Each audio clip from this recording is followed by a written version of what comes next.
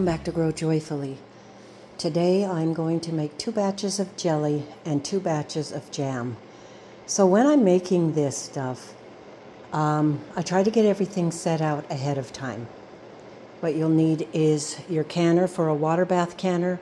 My graniteware canner rusted. As much as I tried to keep it clean and dry, it rusted. I've used it for years and years, so I don't think they make them as well as they used to, and I just had to get rid of it. So now I'm using my pressure canner, the bottom part of it, and then I just use a lid that fits. So I'm making black plum and rhubarb jelly, and I'm making blueberry, strawberry, and rhubarb jelly, and then the same thing in the jams. So what you need to do is first in your pot get your berries or your rhubarb, your peaches, whatever you're going to make your jelly out of. And you put about a cup of water over the fruit. Make sure the fruit is really washed well. And then if you need to take out the pits or the tops for the strawberries or whatever, you do that. And then you put it in a pot like this and you simmer it slowly and stir it a lot so that you can get the juice out. When I'm finished with that, I will take the juice, the pulp, and everything and put it in a mesh strainer over a big bowl and let that drain for quite a while. So then you can make jelly with that liquid in the bottom. I use Certo. Very easy and straightforward. Available at any grocery store. And then when I don't have that, I use Real Fruit Classic Pectin from Ball. Instructions weren't fabulous on the back, so what I did was I followed the jam recipe for the jelly, and it seemed to come out okay. So it looks like I'm using about 3/4 cup of water to 6 tablespoons of that Ball Pectin. Then you put it in a pan, heat it up a little bit, get all the bumps out. And then you let it heat up until it thickens.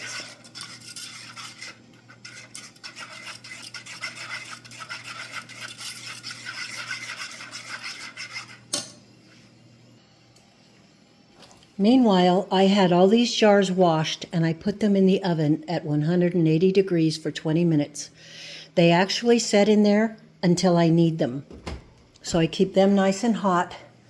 Then I have my canner here, and I have the water in it plus vinegar. I probably use at least 1/4 cup of vinegar, because if you don't use 1/4 cup of vinegar and you have hard water like I do, you will get really awful deposits all over your jars and your lids, and it's a pain to clean. But if you add about 1/4 cup of vinegar in the water, and I also put it in the lid water because I heat all of those up, then that will keep from those hard water deposits forming. So I take my lids and my rings and put them in that water, which has about 1/8 cup of vinegar. And I also have all my lids, and I keep them in there too. And they're warming up and, getting sterilized more. I just try to keep everything hot as much as I can. So the lids and rings will be hot. The water in the canner will be hot. Obviously, so will the jam or jelly. It will be hot. And then, most importantly, I'm keeping the jars hot, because if you put hot liquid into cold jars, they will shatter. Believe me, they will. Same thing, even if you put cold jelly in cold jars and you put it into hot water, they will shatter. You don't want to do that. So try to keep in mind that when they call it hot packing, even I think for jam and jelly. When you are doing hot packing, or you do the hot pack method, everything is hot. There's another method called the cold pack method. And as you can figure it out, everything is cold.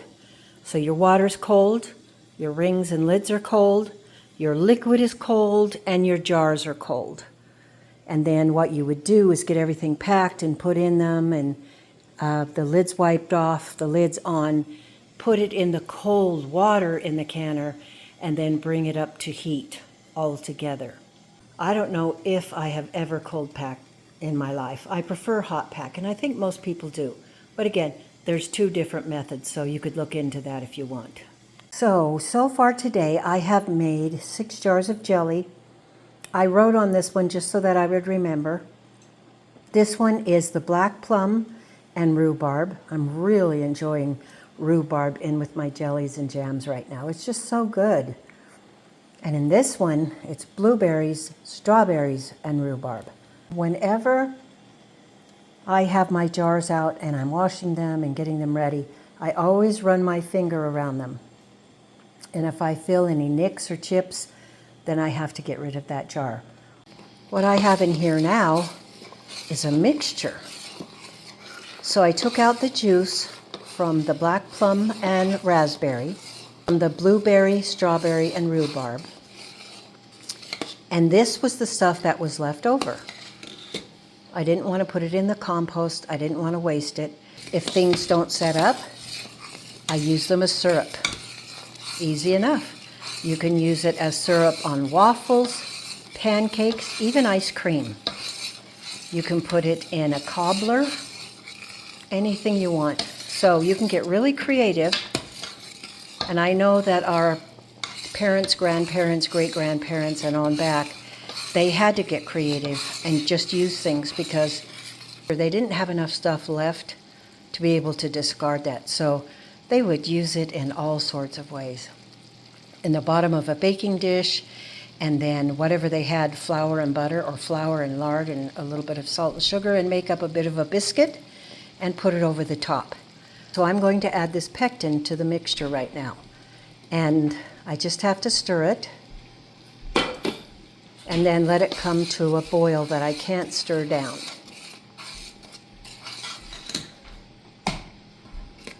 I also put about half a teaspoon of butter in each mixture because it helps with the foaming. Some fruit, like strawberries, really foam a lot. So if you put about half a teaspoon of butter in it, it'll help hold that foam down. So now I'm just going to let this cook and stir it until it comes to a boil that I cannot stir down. That's pretty much a rolling boil. Then I have my jars in the oven. I have room in the canner. I have my vinegar that I use a paper towel with and go over the rim of each jar to make sure there's nothing on that rim at all so we can get a good seal. So everything's ready and I'm just cooking this. I'll turn down the heat a little bit, but we do want to get a good rolling boil going. Take a look at that. I tasted it already, and let me tell you, the black plum, rhubarb, blueberry, strawberry, and more rhubarb tastes incredible. And if it doesn't set up, then just use it as a syrup for pancakes and waffles or over ice cream. It's amazing. It's also very shelf stable and you can keep it around for a long time. I think it's a great thing to have in your pantry. Here's another jelly and jam making tip. I didn't quite have enough of the berries left over to make this second batch of jam. So what I did was I went down the hall to my pantry. I got a jar of grape juice. Then I finished up that last half cup to make up my 4.5 cups of juice. So that's the juice that I need to be able to make this recipe. Didn't have quite enough, so I filled it in with grape juice that I had made.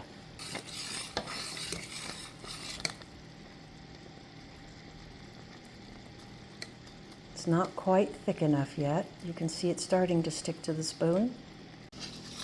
Make sure that you stir the bottom so it doesn't ever stick. Stirring occasionally, and now it's come to a boil, but it's not a rolling boil that you can't stir down. It's almost there. So the jam is ready. Take your jars out of the oven. Place the funnel in the jars and fill the jars up with jam.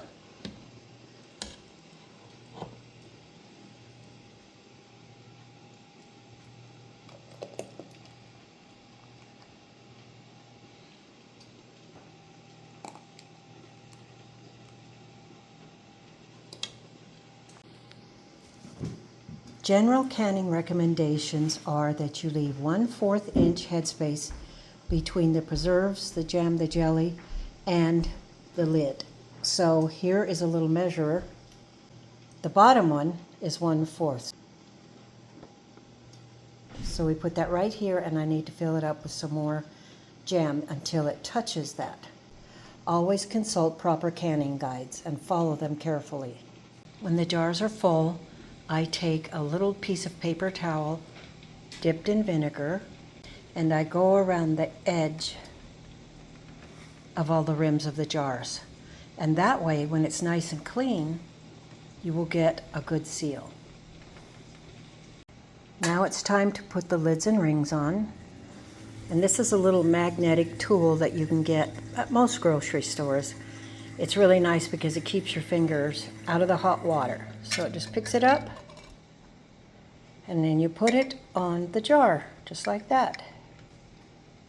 Then you grab a ring. It's hard to do this with one hand because I forgot to bring in my tripod. And then you tighten it down finger tight. So I'm going to need my other hand for this.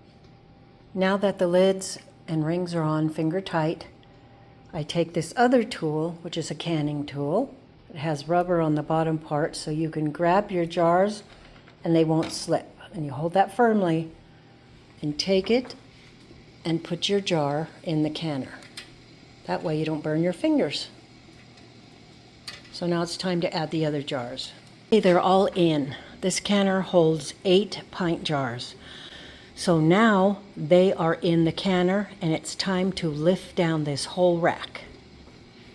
So I'll be right back. Did the rack in and set it down carefully. You see how the water goes above the top of the jar by about an inch? It needs to cover the whole jar, lid and all, by about an inch. Then I'm going to put the lid on once it starts boiling. So until then, you have to watch. That's not boiling, and I'll show you when it is boiling. This is boiling. And then set the timer for 10 minutes for pints, 15 minutes for quarts. The 10-minute timer's up. Turn off the stove, turn off the timer, and just let it cool down. When it's cooled down and stopped boiling, then you can lift up the rack. Okay, it's cooled enough that I can pull the rack up right now, so it can continue to cool down. The rack is up, and I'm going to take the jars out and set them over here on this kitchen towel and cover them up in case there's any drafts, because we don't want to break those bottles.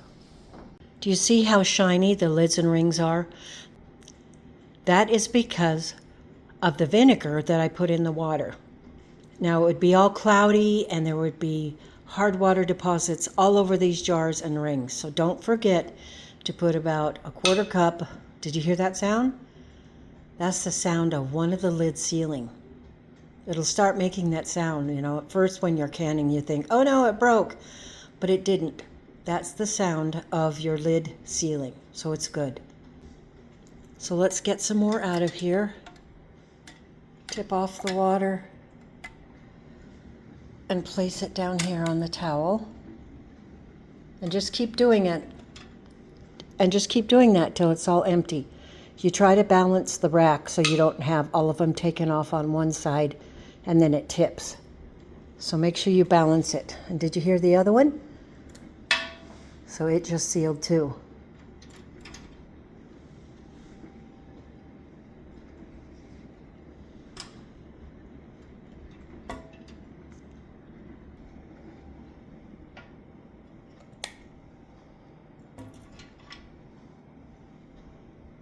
Okay, they're all out now.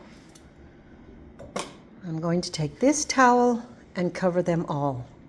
They're covered so a draft doesn't break the hot jars. Well, that's about it. You have now jam and jelly ready for this winter to put on your shelf and to enjoy on either waffles, pancakes, toast, ice cream, you name it. The possibilities are endless. I hope you've enjoyed this video today and that it's been helpful for you. If you have any questions, you can go online There's lots of canning guides out there. So you just have to go online and then just type in canning procedures and it'll bring up all sorts of information. So you take care. So I hope you enjoyed this video. Thanks for stopping by today, and we'll see you on the next video.